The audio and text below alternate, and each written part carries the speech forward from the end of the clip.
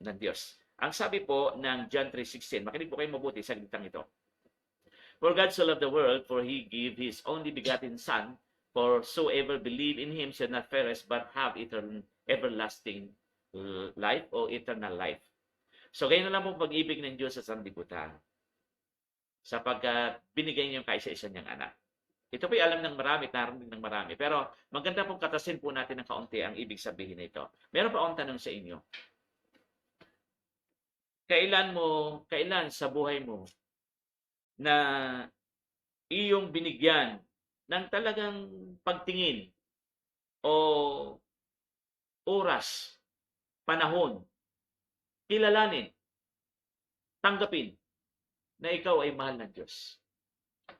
Ano sa sarili mo, ano sa buhay mo ang magiging halimbawa o mabibigyan mo ng halintulad gaano ka kamahal ng Diyos?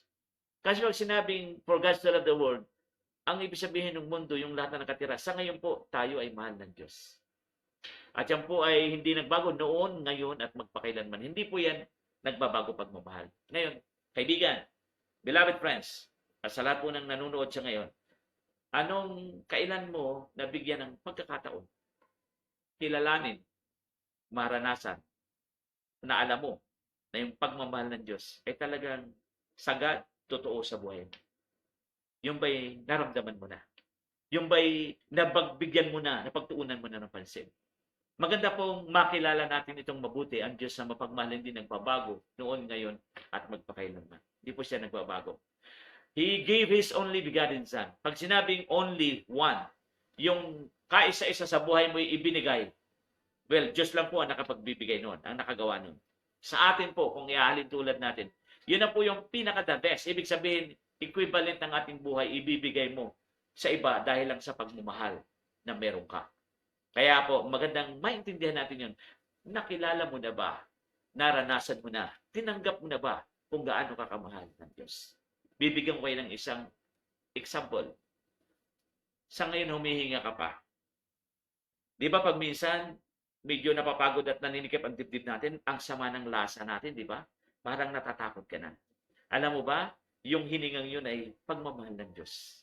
Kasi pag yun ay binawi ng Diyos, wala na tayong magagawa. Magandang makilala natin na habang tayo humihinga, pagmamahal, dumadalo yung pagmamahal ng Diyos. At atin pong mapagtanto at mapagkilala na yung pagmamahal na yun hindi nagbabago araw at gabi kahit tayo natutulog. Ang pagmamahal ng yan ay tayo ay covered ng pagmamahal ng Diyos. Mapagkilala po natin ito. Diba? Minsan, pag tayo bigla na lang tayong nalulula, diba? Parang wala ka na magagawa. At yung po ang katotohanan, kung mawala po yung Espiritu ng Diyos, kung mawala yung buhay na pinagkaloob sa atin ng Diyos, wala po talaga tayong magagawa. Maganda po kaibigan, mapagkilala natin. For God so loved the world. For God so loved you and me. For He gave His only one Son, begotten Son. Binigay niya na yung kaisa-isa niyang anak. No? Upang ang sino mang manalig, sumampalataya hindi na mapahamak, bagkus magkaroon ng buhay na walang hanggan. Ano magagawin natin doon? Tayo po'y maniwala. Maniwala ka kaibigan na mahal ka ng Diyos. Ano ba ang sitwasyon mo ngayon? Ano ba ang iyong kinagagalawan? Ano ba ang buhay? Ano ba ang estado ng iyong buhay ngayon?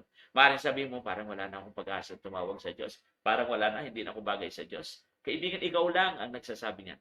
Huwag mong sasabihin ang mga bagay na yan sa iyo. Sapagkat habang humihinga ka, ang Diyos ang nagmamaniobra ng buhay mo. Sa ngayon lang, na hindi ikaw pinaghaharian ng kanyang kalooban, dahil ikaw ang naghahari sa buhay mo, eh siyempre, hindi mo yon masyadong napapagtanto o hindi masyadong nararanasan. Pero, I challenge you right now, kilalanin, tanggapin mo ang salitang ito, mahal na mahal tayo ng Diyos. Hindi yun pumupupas.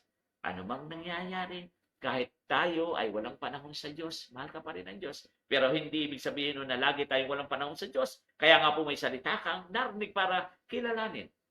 Unawain na mayroong Diyos na nagmamahal, mayroong Diyos na handang ipaunawa, handang iparanas ang kanyang pagpapatawad, ang kanyang pagpapagaling mula sa karamdaman, ang kanyang pagliligtas, ang kanyang paghango mula sa kahirapan, ang kanyang pag-restore sa ating mga nasirang relasyon sa kapwa, sa pamilya, so forth and so on.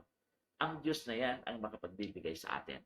For God so loved the world. Gayon na lamang ang pagsinta ng Diyos sa sanlibutan, sa iyo at sa akin, kasama ang mahal mo sa buhay, kasama ang iyong mga kabuhayan, kasama lahat. Ang ating pangaraw-araw na buhay, kasama yan sa pag-ibig ng Diyos. Kaya mapagaganda, atin pong kilalanin yun. Bago matulog, kilalanin, salamat po sa pagmamahal mo. Bakit mo sinabi yon? Sapagkat humihinga ka, may kapayapaan sa buhay mo, ang mga problema ay nalulutas, inaangat ng buhay unti-unti, ang pamilya mo, may promotion, ang iyong binegosyo, ang iyong pamumuhay araw-araw.